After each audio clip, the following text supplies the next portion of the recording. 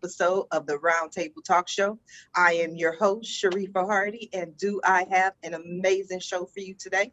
So you definitely want to go ahead and share the show, but don't just share the show. Invite someone else to share the show with you. I'm pretty sure there's an entrepreneur, a small business owner, your coworker who wants to start their own business. There's someone within your network that needs this information, and they won't have this information unless you go ahead and share the show with them. So as I often ask, please go out and be an evangelist for the Roundtable Talk Show. So while you're introducing the show to your friends, I'm going to go ahead and introduce our first guest. This young man is amazing. You've seen him on the Roundtable Talk Show several times, and I love the fact that he is so opinionated about life, about art, about what's going on in the world. Mr. Bill Poje. Bill is a degreed accountant with a Vanderbilt MBA in finance and operations. From 1996 to 2004, he worked for a global Japanese manufacturing firm, Hi-Lex, and cost sale price estimated 25% plus of all OEM push-pull cables, transmission, brake, cotton picker, production sold in the United States. But Bill is so much more. We're going to talk about what he has going on now and his books. Good morning, Bill. How are you? Well, thank you. How can I beat an introduction like that? It's so wonderful of you. Today's original. Go ahead. No, I'm just giving you your due, Bill. Today's original intent was to go through the upcoming product to be released later this year in book form, the Salvador Dali Cipher, which comes the TV show Charmed with the Da Vinci Code, using the works of Dali, climaxing in the National Gallery in DC at the Dali painting of The Last Supper, and introducing the hostess of the party, the succubus Sharifa. Oh, you did it! I love it. Okay, I had to fill everybody in who just tuned in. On one of the previous shows, I requested a character in one of Bill's books named Sharifa. So I got a character, Bill? You do. She will develop into a more than a bit player. Yep. But events have turned to introducing a future product. And one of the future products is Mom's Amazing Journey. 13 I moved back to the USA. I lived on Grand Cayman and Grand Bahama Islands. I was the financial controller for the largest exporter out of the Bahamas. And I came to start becoming an author, create the Corporation X Vision, and take care of Mom. And this story is about a journey Mom took with me in 2014 to go out west. We drove out, took a month, went out to Montana and back. And it's the chronicle of our journey of that trip, but also the chronicle of our lives together. Unfortunately, this last week, Mom's Amazing Journey ended at the age of 96. And that is what is going on right now. Your mom just passed, Bill? Is this the story, or your mom? Mom's Amazing Journey has ended. Oh, well, I'm surprised. I am so sorry to hear that. Oh, don't be. Mom made it to 96, and she lived at home almost the whole time there. And for years I've taken care of Mom. I could have had six-figure job like I had in the islands and have much more material possessions and whatnot. I trade our time together for all the money in the world. And now we move forward. That's so beautiful. So beautiful. What are you moving forward and doing, Bill? I'm sorry? What are you moving forward and doing? What are you up to? Well, everything is related to Corporation X and promoting the products and building on everything that's already established. So in essence, today I am a free agent. There are some things that are in the background in the works, but I don't know which direction they're going to go. By a couple weeks, when we sit down and go through things in more detail. Okay, Bill. Now I am going to come back to you. I want to go ahead and introduce our next guest, the incredible Miss Vanessa Santos. Vanessa is an award-winning brand strategist, business and product executive with success in driving innovation forward, currently holding a leadership role at MasterCard. A social entrepreneur, Vanessa is a catalyst and thought leader for gender equality, brand amplification, product development, culture shift, and small business growth. Good morning, Vanessa. How are you? Good morning, Sharif. I'm doing great. Thank you so much for having me. Of course, it's a pleasure. I love to meet new people. I love to learn, especially when people have, you're part of MasterCard, but then you're also an entrepreneur. So tell us how that works. Tell us who you are and what you're passionate about. I like to say that I'm a multi-hyphenate. I've never had that gift of just being good at one thing. I envy my husband, who's a lovely singer-songwriter and has always known his career path is to be a musician. And sometimes I'm envious of that because I don't know if it's my ADD or what it is, but I just love having my hands in multiple baskets. So currently at my 9 to 5, I do hold a leadership role at MasterCard. I oversee our digital strategy for Latin America. And then as an entrepreneur, my husband and I have a record label that we co-founded. And then I also have a startup advisory for which I advise women of color to help get their ideas off the ground. So I do a number of things, but it all relates to my passion points, which are creating products that people want to use, helping women advance in our career, and always taking the opportunity to speak about gender and inclusivity and diversity. Was there a point in your life where you ran into maybe that glass ceiling, that you couldn't go any further because you were a woman, you weren't treated equal because you were a woman? I remember being in corporate America and going to meetings as an executive and being told to just sit there and look cute. And I was like, oh my God, that's Still all I'm happens. here for. Right. So what was your experience that led you to this journey? Okay, how much time do we have? Because I can talk to you got about 3 all more of minutes. 3 minutes. I'll speak about the one that was the most jarring. Okay. I was in Mexico working with a very well-known oil magnate. We were wanting to I was developing an application for him while working for MasterCard.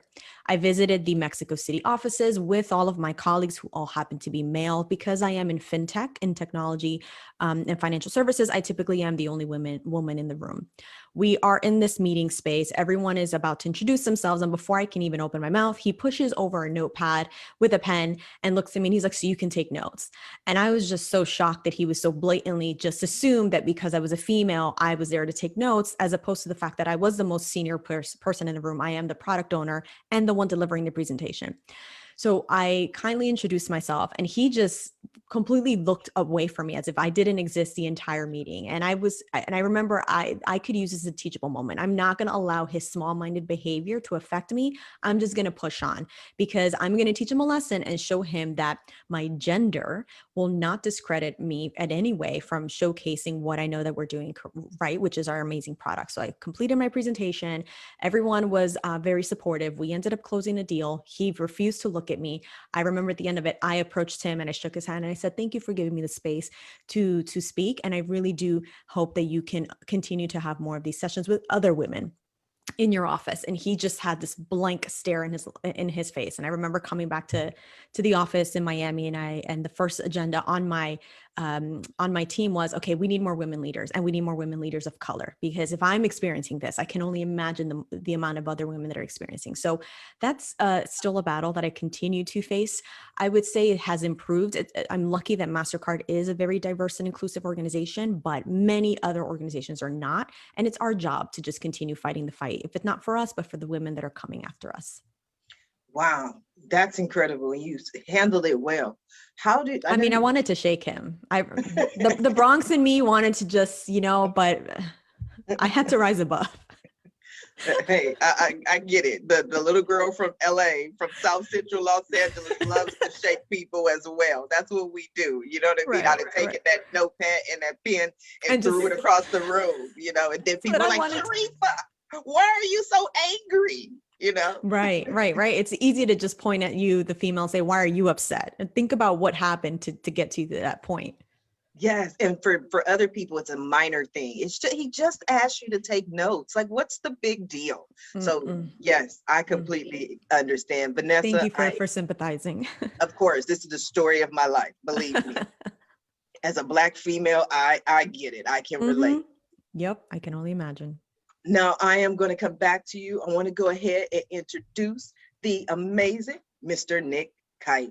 Nick has established himself as a skilled top producer with experience in providing global exposure, tailored marketing and pricing strategies, exceptional consultations and negotiations. In the competitive Ottawa real estate market, Nick is renowned among colleagues and clients alike for his integrity, loyalty, and offering the highest in quality representation, professionalism, and a 93% referral rate. Good morning, Nick. How are you?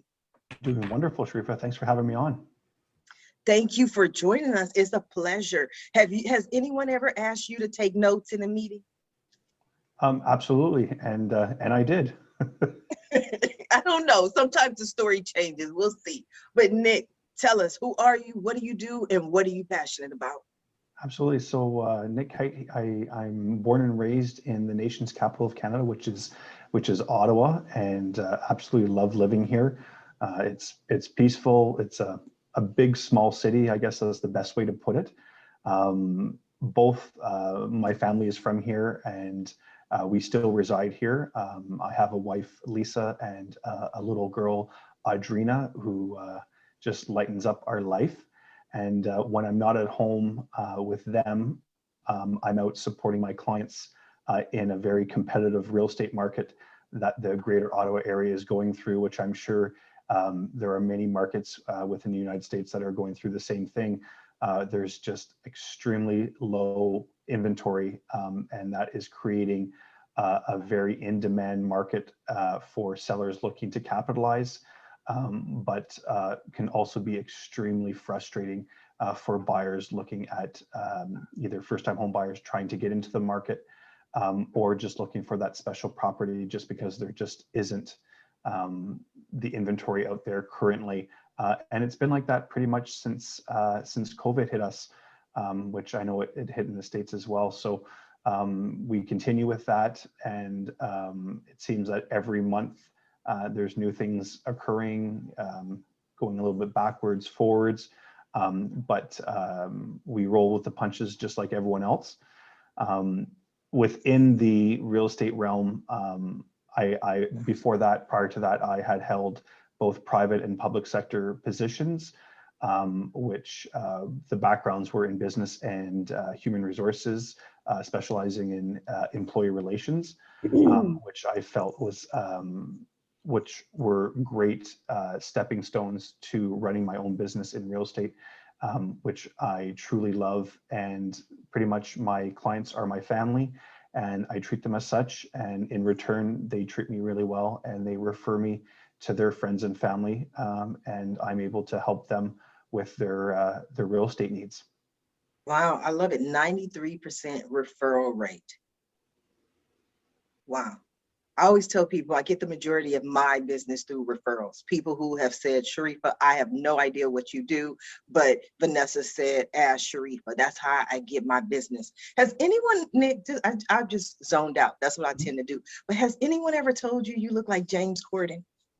No. But I'll take it.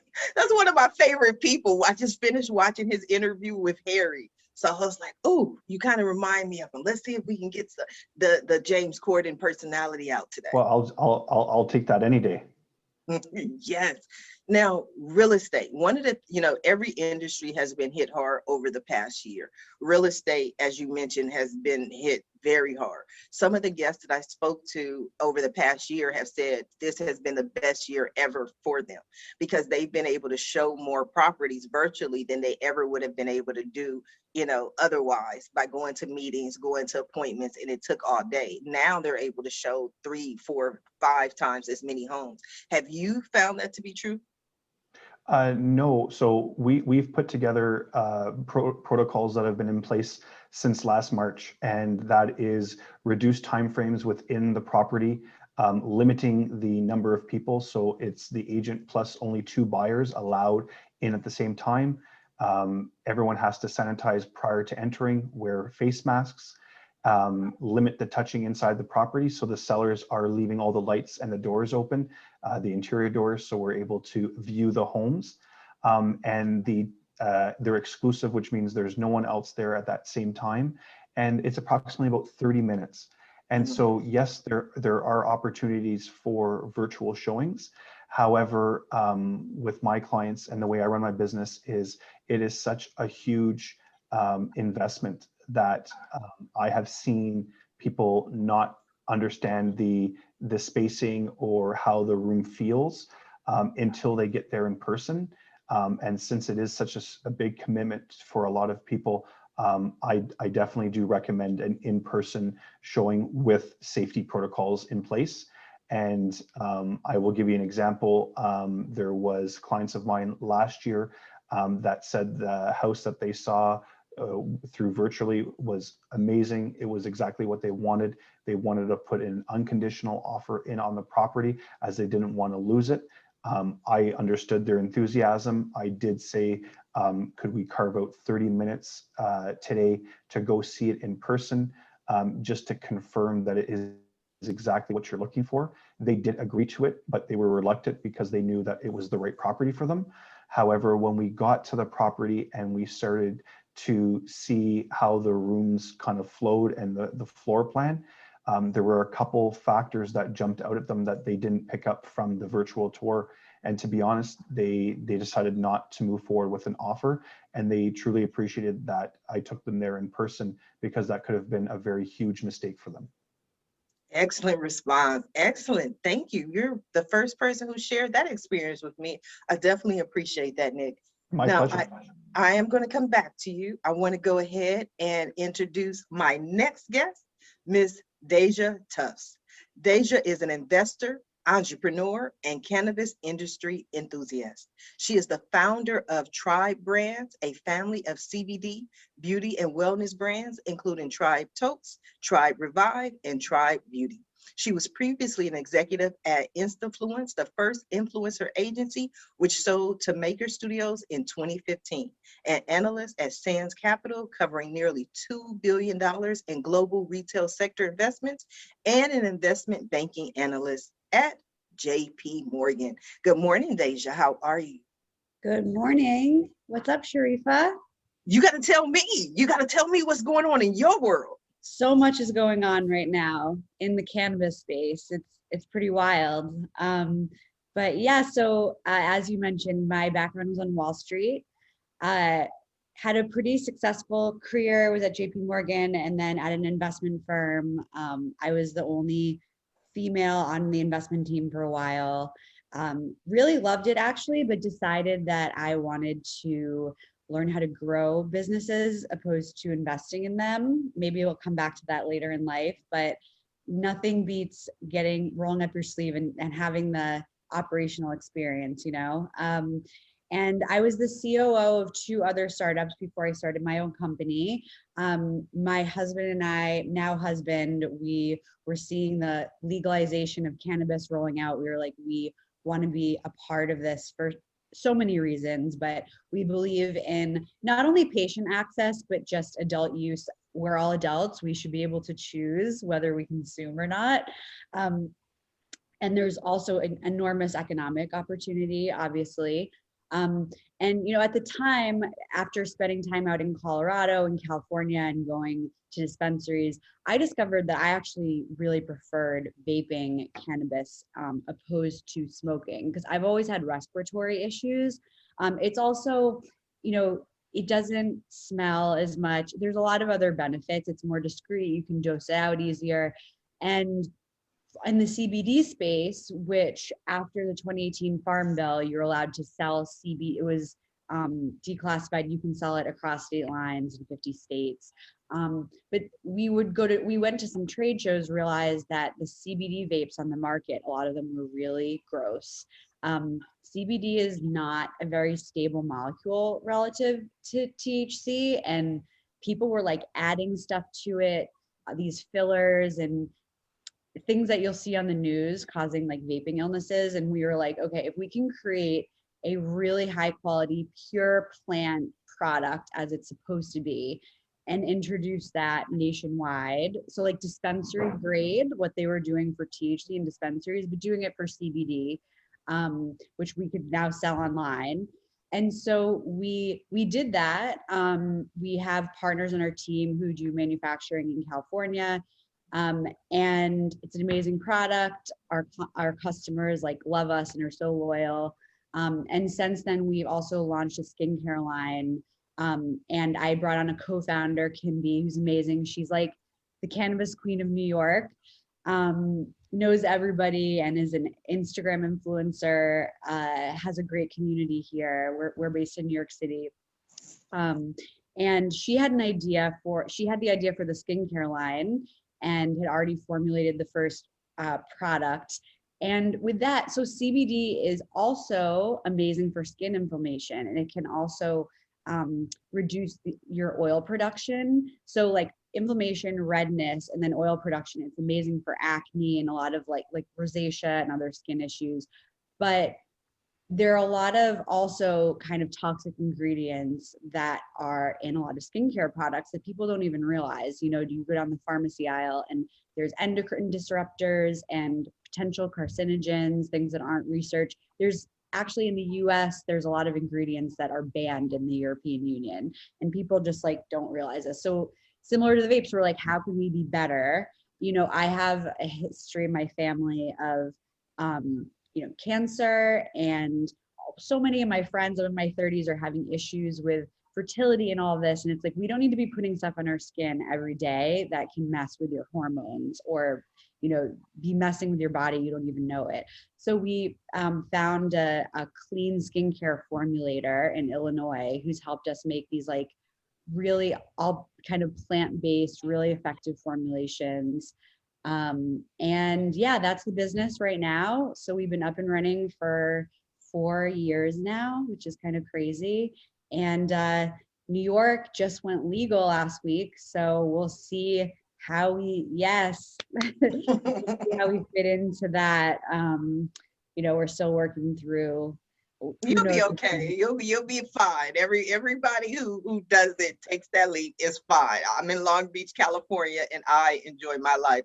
I can tell you. Now, Vanessa, I saw you clapping. I saw you nodding. When you hear Deja speak, what are your thoughts? Well, first of all, I think what you're doing is amazing. Congratulations. I love hearing about other women just taking the leap from corporate America. Same thing with you, Sharifa, and just doing something different and putting yourselves out there. I think number one, that's an amazing thing to do. So congrats there. I'm also just a huge fan of CBD and use CBD products. So when she was mentioning about the different things and how it can benefit skin, different health issues, I'm a huge advocate of trying to find more of the medicinal, herbal, natural remedies for certain issues versus the ones that contain a lot of toxins. And as she mentioned, there are a lot of people that I know personally that have suffered from cancer, and they're time and time again, the proof of cannabis has always shown positive results. And so I'm very happy to see that New York, which is my home state, I'm born and raised in New York City, has legalized it. I currently live in Nashville. I'm waiting for this very slow state to keep up with the real modern times and legalize it as well. Bill, what are your thoughts? Hey, well, more power to it. I find it kind of funny, the juxtaposition though of the we're now saying it's okay to pop weed, but still got to wear this damn mask. Bill, To me, you don't, quite hypocritical. Where's the freedom of choice? Bill, you don't want people to wear masks? If you want to wear a mask, that's fine. Don't mandate it everywhere. The mask discussion, to wear it or not to wear it. Well, the mask and the weed are two very separate things, because the weed isn't transmitting diseases or viruses or getting people sick, whereas a mask is meant for protection. But again, it is a very divisive topic. So I'm for wearing masks as long as it's protecting others around me. Whereas I'm sure Deja can speak more to the fact that cannabis has not been proven to give someone a virus that can make them sick. It sounds like Bill was around referencing like the choice, right? The people having the choice to do X, Y, or Z. And yeah, it is a divisive issue. I'm happy to share like my view on it, which is, so I wear a mask anytime I go into a store or anywhere where I'm like in a closed space with another human. When I'm walking down the street in the open air with no one around me, I don't wear one. And I do like to have that choice, Bill. I've had some people in New York like yell at me from across the street, like, put your mask on. And I'm by myself. So for me, like I choose to wear a mask, you know, anywhere where that exposure is possible, but I do like to have the option when I'm like alone. But I think it's kind of funny when you're driving down the street and you see people like in their car alone with their mask on. I noticed the I same always thing. When you said, what did you say, Nick? I always laugh at that as well. I'm just, I don't know where that comes from. And every single day I see it, I do give it's a little chuckle. Yeah. But It you is know, funny. in terms of wearing a mask, you know, because I work with the public and it is mandated when we are showing properties, then absolutely from the professional standpoint, we abide by that. I'm, you know, in my private time or personal time, absolutely there's rules that have been passed here in Ontario and Canada, and you know, abide by it, but understand that when we're outdoors and there's distancing that are taking place, that I feel very safe not wearing a mask at that time. Yes. You know what I just thought of? It's possible, I'm like kind of making fun of people who wear their mask in their car. It's possible that those people have COVID and maybe they don't want to get COVID in their car where their family might be or something. Or I the know Uber Deja, drivers. Deja, I think you just Help me tried out to. with, wait a sec. Help me out something here on that one. So, I'm so sick with COVID, I can drive around in a car and go to stores because, man, it's such a tough thing. Failing to see why you need to wear a mask then, right? If you can't be, it isn't that sick. It isn't debilitating you, right? There's no evidence that more people died a year ago than the year prior. There really isn't. Just Bill, throw up a number and say this is the amount of death certificates we signed off to this. There's no evidence that anyone died in mass quantities. I mean, think So- about it. What morgue or hospital? Name me one morgue and one hospital anywhere that's overflowing anywhere. None. I mean, I in hear. New York, we had like in April, it was almost 1,000 people a day dying here. I don't think that was normal, but I don't want to get too much into, I don't want to get too much into that. We're going, and no. I want to hear about painless, Bill. I want to stay on that. Tell us about painless. That's fine. But I'll say one last thing on that. It's documented that Cuomo, against the advice of all the medical sick people, into those nursing homes in April. So anyway, Corporation X. I am Poje LLC. I've got all sorts of products, 20 more to build on and create and do. And anything I create is Poje LLC. But in 2021, we now have Corporation X, which is incorporated as a Florida corporation and has 100 million shares in the treasury now. And we build from there. Corporation is a marketing agreement with Poje LLC to market and produce the products of Poje LLC. In exchange for some of the shares, and then the rest is the investment vehicle. The lead product is Painless. Painless is the first of the Less trilogy. It's designed to be a $75 million budget motion picture, seeking a global box office minimum of $500 million, but seeking more than that. And then if the film's coming, as the Salvador Dali cipher shows, there's more products down the road. Here's the 30-second advertisement. It's 2005. The man with the hurricane full of trouble is Augustus Valentine. Og runs an import-export company outside Port Everglades that was started with illegal money. So were the real estate developments in Sandestin. People with illegal money must do something with it. Periodically, goods are smuggled in and out of the country. In come the rubies, sapphires, and diamonds. They are promptly stolen from Mr. Og, who did what he plot. Painless also features Jocelyn, Og's in Merritt Island. They you have a weekend getaway in Ponte Vedra. There's a big hurricane finish on the beach in Sandestin with gold, platinum, gambling in the mix, as well as character development chapters in Detroit, Philadelphia, Cleveland, and Nashville. I love it, There's Bill. I that. love it. I love it. I love it. So much information. I want to go over The to sequel- Deja. Go ahead, Go Bill. ahead. Go ahead. I've had my time. No, it's fine. I want to go over to. Blindness features the back end of the hurricane, deer hunting in Michigan, Kruger ends in Detroit, disco demolition night in Chicago, South Florida, South Beach, in particular the Lincoln Road Mall, winds up with an ice storm in Philadelphia followed by a car chase down the Schuylkill, the Schuylkill Expressway to Penn's Landing, featuring an extended chase scene through the King of Prussia Mall. And I yield. And you yield to the floor. You yield to the house. We're going to yield to Deja. Because Deja, I want to put your business growth hat on. Bill just gave us his 30-second pitch on Painless, which is his feature film that he wants to get out there. If he was a new potential client coming to you, sitting down, asking for your advice, what are some of the things you would tell Bill? Not about masks or COVID, but what would you tell Bill about Painless? I see. So I have a lot of experience with digital marketing, but I don't know if that's like, Bill, what is like the sales funnel look like for this product? Like where, if you know where you want to promote it, I can hop in and provide some insights. Well, that the product is designed for men and women globally.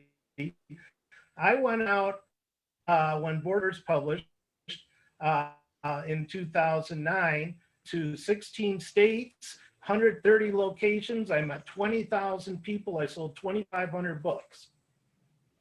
So 12.5% of people just on a one time, just seeing what you got here, bought. Okay, but what's interesting is like that in-person model might not work as well anymore. Maybe like next year, but if you want to get going this summer, were you selling on Amazon? Oh, it's out there. And the funny thing I think about your comment is, as a business person, I was always taught anything you can do by hand can be automated. Absolutely. Interesting. Vanessa? Yeah, I mean, I think Facebook ads could be interesting too. Like if you can target people who have shown interest in a similar genre, or I've never done that for books, but have you looked into that? Well, I tried to get away from it. I really did. But it brought us back. When on March 18, a year ago, and every day since, I have gone out to the Johns Hopkins website and gathered the daily dead count and analyzed and posted the data. Everything I have is factual. Facebook banned me and scrubbed everything. They said I'm spreading disinformation. So Facebook wouldn't work for me. All right. Well, let's see. Maybe it works for someone else. Nick, you talked about a lot of your business is through referrals, but what other means of advertising do you use to get the word out about your business? Yeah, so I actually mirror what I do kind of in person online. I come from a very lifestyle perspective in terms of my social media and engagement. So I like to put out information not only that my clients and others would see its value, but also things that they may not even know about or be aware of. And those are the kind of things that I like to kind of put out across the different socials, depending on the platform. It can be tailored. And I do a lot of video in terms of digital marketing. Definitely on Instagram, we do kind of a lifestyle custom drone video for our properties that we use on our realtor.ca website and for our marketing purposes. So I find that by having the in-person referral business mixed in with what I do in person online, kind of just confirms with potential clients when they do reach out to me. It's very familiar to them. I feel that who I am in person is the same I am online. And that's a lot of feedback that I do get from buyers and sellers that are looking to engage me, that I come across as honest and trustworthy. And I do that online and in person. And so far, 8 years into this great business, things have been working out very well. When you say lifestyle videos in real estate, specifically, what type of videos are you offering? Are you showing the homes? Are you showing what it would look like to live in this home? What do your videos consist of? Yeah, so it's a mix of everything. It's showcasing the features of the home, but also bringing in the community surrounding, what the target demographics are looking for and why they would want to choose that home over some competition. So for instance, depending on the location, are there nearby attractions that a lot of people like to use? Like, is there a beach? Is there a lake? Is there a running or fitness facility that you can climb the mountain or whatnot?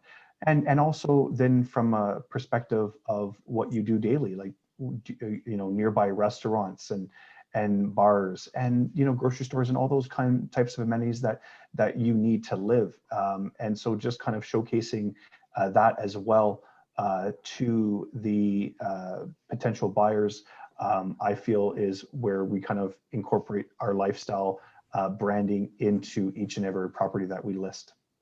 Nick, I like you that. mentioned two things that I thought were important to highlight. One was the lifestyle video. Actually, I can tell you from a person who has purchased property with my husband, we find that to be so effective. We actually love it when we see that there is a video attached to a property for purchase, whether it's for investment or personal. Actually, the ones that had a video to the listing are the ones that we decided to purchase, because it tells you about, you get to see a little bit more. And I feel like if someone took the time and effort to create this video and have a drone, that tells me this is somebody who cares more about than just the actual listing. So that's the first thing. And the second thing that Nick, that I wanted to highlight was when he mentioned about his persona on social media and as a business person, which just tells me that people connect with authenticity. People connect when someone is just being their true selves, whether it is on business or in social media. And that very much is a big determining factor on whether or not you're successful, whether or not you're trying to pitch something or sell something. I think people can see if you're not being inauthentic. And that's probably why he's also been a very successful real estate agent.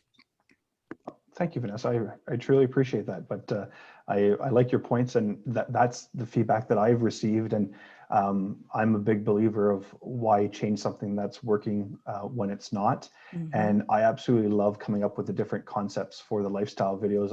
I feel that it just kind of gives a different aspect to the home and community, which those buyers are going to be wanting to be a part of. And I also find that the community in general, sometimes there's aspects of the community that they don't even know about, or the new restaurant that just opened, or the new ice cream parlor. And so I usually get that feedback as well about, knowing the local micro market. Yeah, that's important, especially because I think the pandemic has forced a lot of people to leave their home state or to find other places to live, either to live or to work. And so those videos, I'm sure, are going to be very, very key for, I find them helpful as my husband and I continue to look for other properties. Cause like we're not there. We're not locals. We don't know what the locals know. So I think that's really cool. Yes, and we're going to start a new show for Nick. It's going to be called Carpool Real Estate. So the person's going to get in the car, and then you're going to drive around all over the town just talking to them. That's the new show we have for you, Nick. You ready for it? I'm always ready. Nick, I wanted to share also something I've seen a broker do that I thought was effective. So I ended up on an email list for a New York broker. I think her name is Lindsay Stokes. I don't even know how I ended up on her list. We bought last year, so I probably in my search I subscribed something. And even though I've already bought a condo now, I still haven't unsubscribed to her list, because her newsletter every month, she does she has her listings, but then she loops in like amazing things going on in New York. And I find that I always, it's like either articles or like listicles like, oh, 10 amazing rooftops that have now reopened for drinks, or, you know, it's like very relevant, like people looking for outdoor space to go have a drink with a friend. She's had like COVID friendly events, and like I keep going back to her, and it's like now if I am going to do anything someday, like I remember her name. And but the I thought it was smart that, similar to your like your comments about lifestyle, she's like, these are all the amazing things going on in the community, or things that you would find interesting as a New Yorker or someone who wants to move to New York. It isn't just about the listings. And I just thought that was so smart and keeps people, we talk about this a lot, like we have a really engaged email list and a low unsubscribe rate. We're like putting yourself in the shoes of the consumer. Like, why don't the things that you subscribe to, why don't you hit that unsubscribe button? And it's like a lot of times either it's like you've laughed, you've learned something, or it makes you have kind of FOMO where you're afraid that if you unsubscribe, you're going to miss something in the future, like this amazing tip that Lindsay might give of like a restaurant I didn't know about or something. But you could, you know, it might not be that hard to create something like that, like for Ottawa or your community, and like throw everyone you have existing on the list and just see what happens. I don't know if you've tried email marketing yet. Yeah, so it's funny that those are all really, really good points, and kind of just further hits the kind of lifestyle and what people are searching for. In terms of like the referral-based business that I have, what I do is I work with my clients who own their own businesses, so restaurants, banquet halls, pizzerias, and all these places. And what I do is I throw client events to support their business. And in turn give back to my clients who have trusted me with their business and referrals.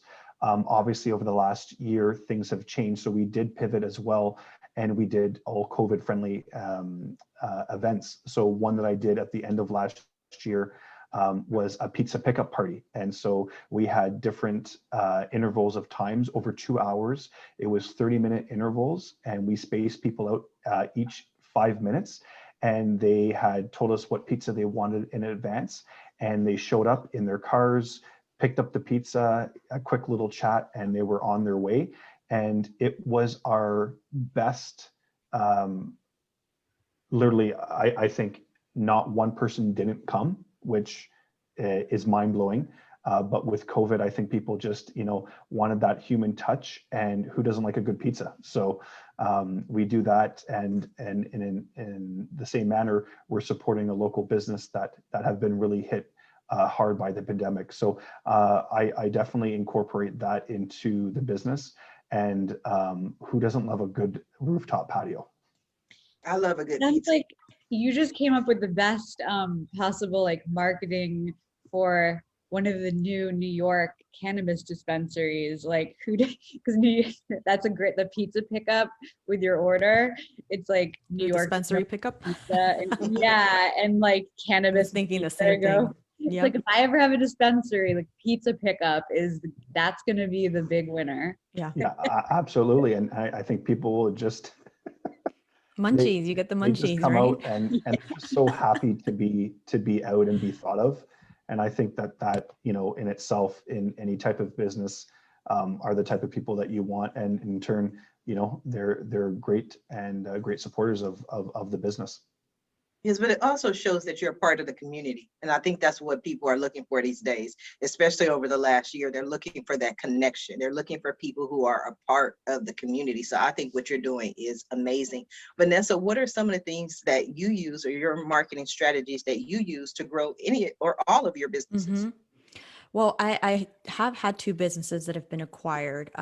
Currently, for the record label and for my consultancy, Instagram ads have been incredibly successful. But a lot of what has also been very helpful for us are strategic partnerships, partnering with like-minded brands. And for example, if I know that there is this big global brand that is having some kind of virtual showcase or opportunity, I will reach out and see if they need a live performer, or if there's an actual physical product that I'm working on one of my coaching clients, if there's something they can showcase to put part of the goodie bag, right? Because even though mostly everything has gone virtual, the majority of these companies are still sending through something in the mail, which is a nice surprise and delight. So there's always opportunity to include yourself in any form of marketing, but Instagram native ads, creating something that feels authentic, that feels natural, making sure that you're hyper targeting to your audience, because I think a big mistake some people do is they want to reach everyone. You're not going to be everyone's cup of tea, but that's okay. The idea is to find your niche following and then cultivate them and continue to speak to them. And then, as Nick mentioned with referrals, that audience will continue to grow. And that's how my coaching, what started as a side hustle, has now grown, because I started with just my core demographic, my core audience, where you have to understand who your audience is first to begin with. You reach out one or two, and eventually those 2 to 3 turn into 5 and 10 and 10 and 15. And they begin to multiply, but it is slow and steady that you do so. So regardless of the channel that you use or the medium, but the most important thing is find the segment and the community in the area that makes most sense for what you're offering and selling. Words to live by. Bill, what were your thoughts on what Vanessa had to say? Did I lose Bill? Kind to me. Hello? I'm talking to you, Bill. Hello? There we go. Well, I guess I'm back. No, that makes sense to me. I don't really have much comment on it at that. We're gonna pull some teeth. Call Bill. me You at a got loss some- for words. No, we're gonna pull teeth. You got some comments in there. How do you find your audience, the one that resonates with Byzantine pineapple, painless, and your trajectory? For me, meeting people, bring forth the vehicle shaper, and is where it'll end from that point. They're not product. Okay. The advertising campaign doesn't say exciting or thrilling or whatever. It doesn't say Poje, right? I'm selling by letting the product sell themselves. That's how my construct is. And it's a longer time period and such to make things happen. But that's okay. Everything's moving along. That's right. And you're going for a specific audience, specifically investors for your project. I mean, you're looking at $500 million. So it's not something you're going to just go to anyone off the street and have them be a part of it. So I definitely understand what you were saying. The box office, the minimum box office sought is that much. The actual investment is significantly less than that. Oh, so we can get in for less than $500 million? Oh God, yes. Oh goodness gracious, yes. What I said is the production budget for Painless is 75 million. That's the estimate. All the justification for that. I have the time to a 2.5 hour film and go from there.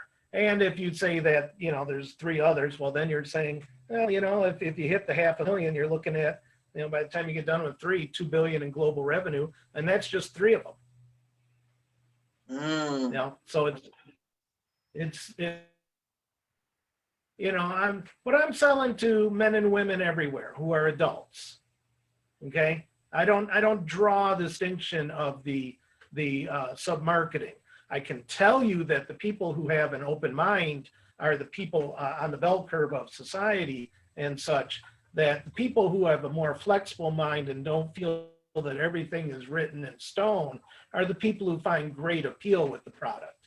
And the people who have a very rigid mindset, this is the only book or a movie or whatever can be constructed, absolutely cannot abide by what I am doing, because it runs into direct conflict with their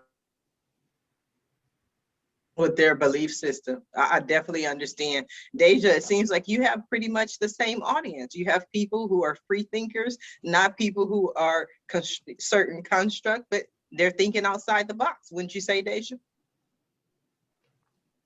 Yeah, definitely. No, I think there's been, as far as like thinking outside the box, I think it's confusing for people to, for a long time, that they might have something that really helps them or that they like and it's illegal.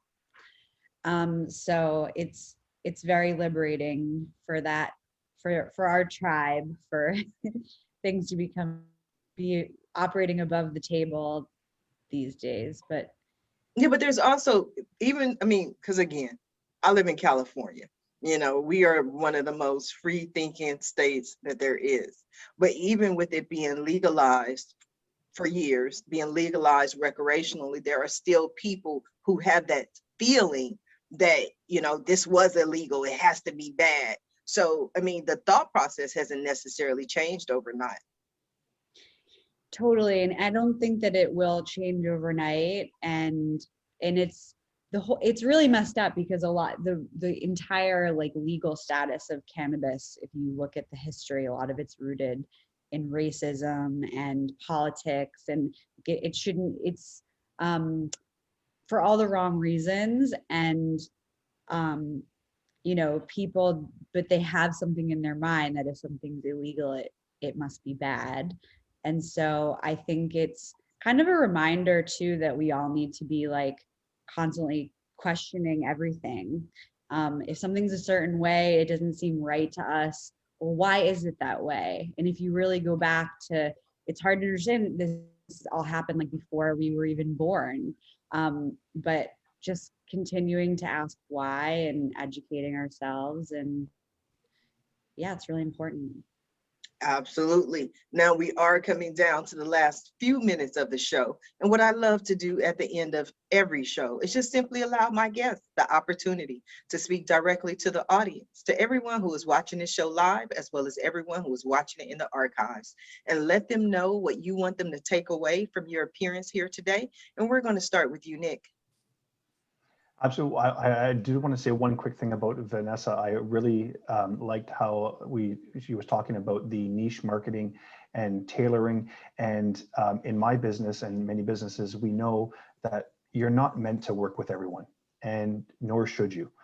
And I think one of the most empowering things is walking away from a situation that you either feel doesn't reflect who you are as a person or your values, and it's okay. So I just wanted to let Vanessa know that Amen, Nick. Oh my God. Right? I've There's such power in walking away when something doesn't serve you.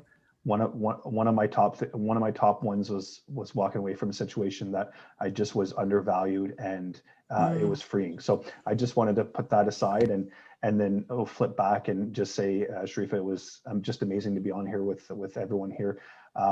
In terms of myself and what the takeaway from a business standpoint, what you see is what you get, and I absolutely am passionate about real estate, and it's just always changing, and there's so many new opportunities that arise, and marketing, and just all these different kind of avenues to see if it fits your business model or not. And I think that's is just something that I take away, you know, every year when I do my start, stop, continue list.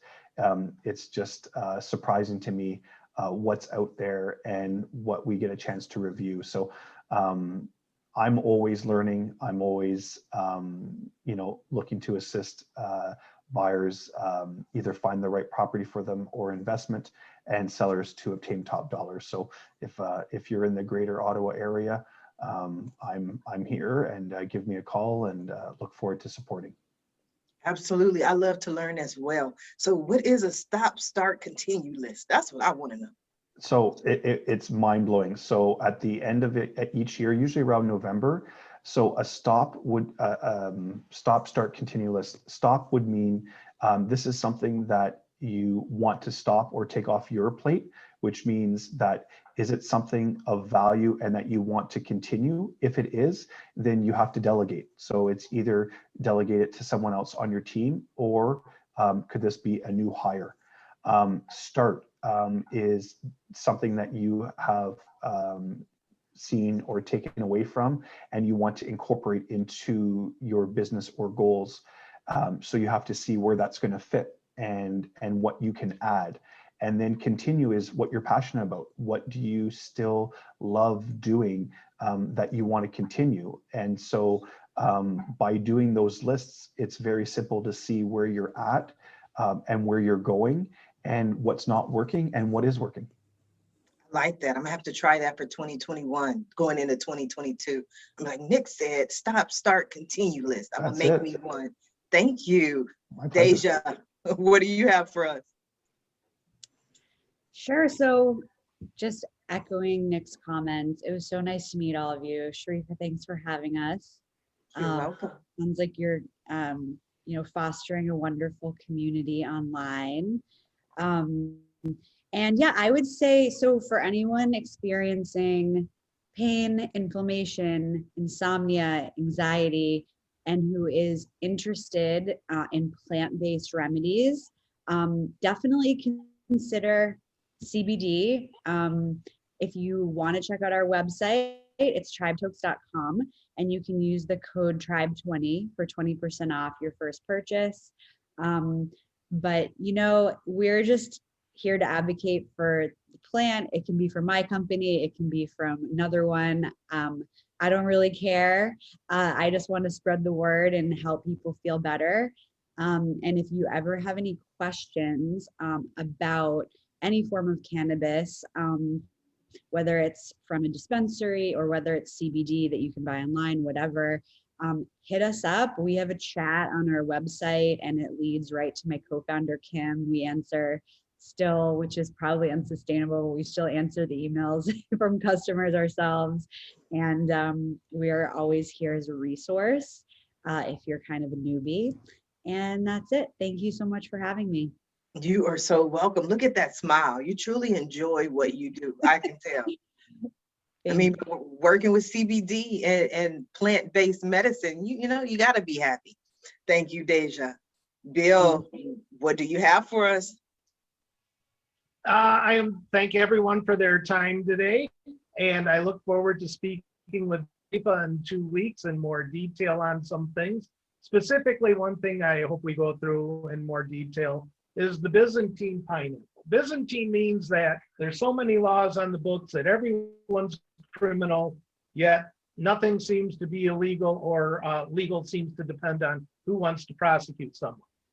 Pineapple means that, using the CARES Act, for example, $2 trillion was spent, all those $1,200 checks added up to $100 billion. Where'd the other kid, the pineapple wall?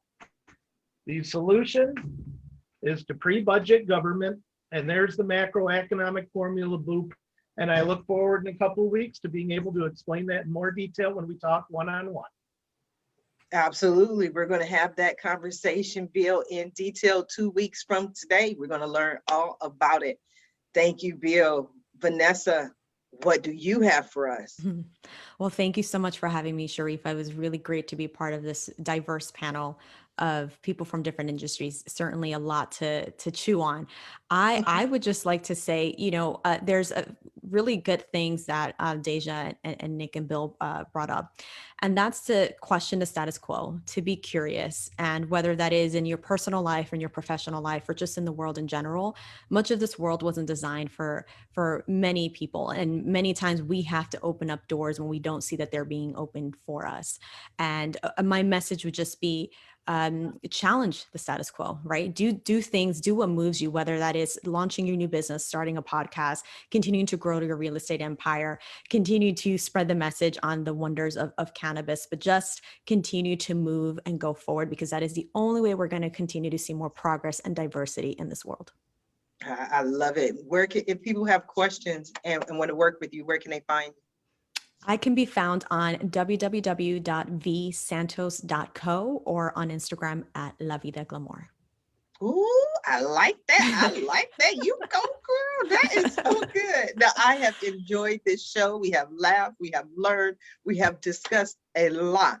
But I want to thank our guests for being here today. And I especially want to thank everyone who tuned in to watch the show live, as well as everyone who is watching it in the archives. I definitely appreciate your support. I appreciate you watching the show. I appreciate you sharing the show. But as always, please support our guests. Our guests are here this morning to educate you, to entertain you, to provide you with resources and information. So please support them. Their website link is in the Facebook post. But as always, please don't just visit their websites. Follow them on social media. Reach out to them. Send them a message. And when you do, please let them know Sharifa Hardy says hi. Now, if you're interested in more ways that I can help your business, or maybe you want to be a guest on the Roundtable Talk Show, please visit my website at asksharifa.com. Until tomorrow morning at 8 a.m. Pacific, everyone have a safe and a blessed day. Bye now.